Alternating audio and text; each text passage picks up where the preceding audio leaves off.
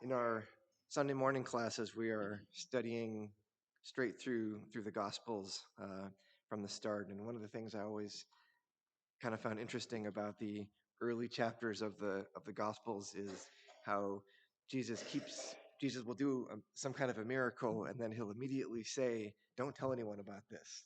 Keep it a secret."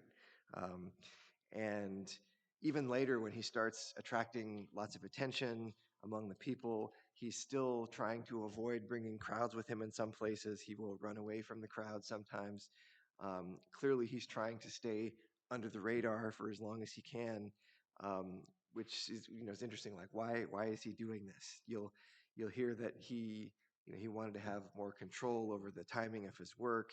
He wanted to avoid premature conflict with the Jewish authorities. He wanted to avoid premature political uprisings. He wanted to make sure that the spiritual nature of his message was understood, that it was not a political message.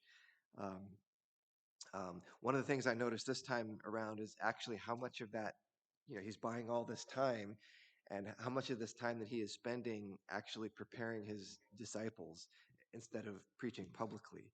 Of course, when you read straight through the gospel, you will read a lot of the teachings and the miracles and the things that make the stories famous. But you get a better sense of like when is he preaching to the public versus only to his disciples, and what is he asking them to do? Like, so, an example of that is when he sends his disciples out on short-term missions without him, just by himself. In Matthew chapter 10, he sends out 12. Later, he sends out 72.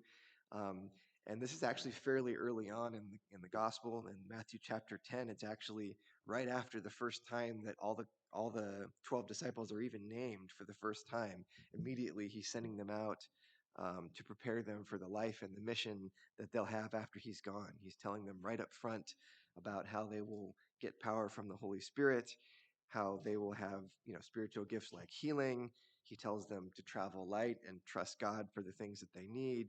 He warns them about persecution, why it will happen, and encourages them that they don't need to fear it. And this is a lot for people to take in, right? Like, he's got these frail human beings that he sort of pulled off the street, so to speak, or off the boat, and it's a lot for them to wrap their heads around, like what's going to be expected of them. It takes some time to get ready for that.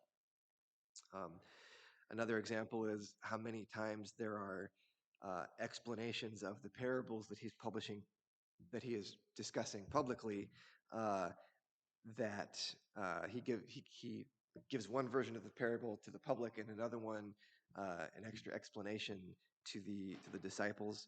So famously, like the parable of the sower and the weeds in chapter 13 of Matthew. In that example, Jesus was very plain that he was hiding some of the meaning in his public preaching and revealing more of it just to them privately. He basically tells them that the audience is not ready to hear it yet. It's right there in front of them, but they don't have ears to hear or eyes to see it. Um, and yet he is actually still doing that. He's doing all this public preaching.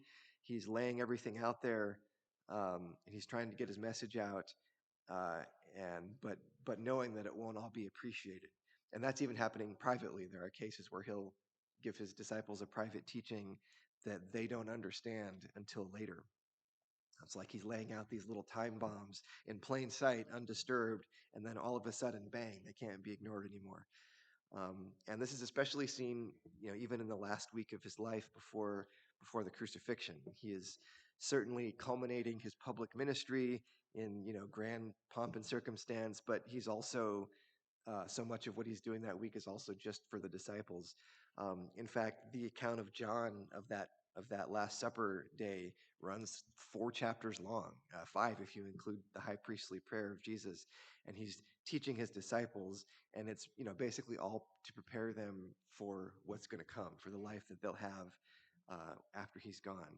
And he speaks to them even more plainly about his relationship with the Father. This is the I am the way, the truth, and the life.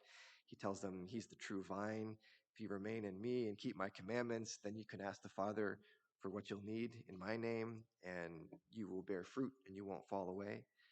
He reiterates to them that hardship and prosecution and hatred are going to come, from the world, and specifically because of who he is and their relationship with him. Um, and he again promises them the Holy Spirit.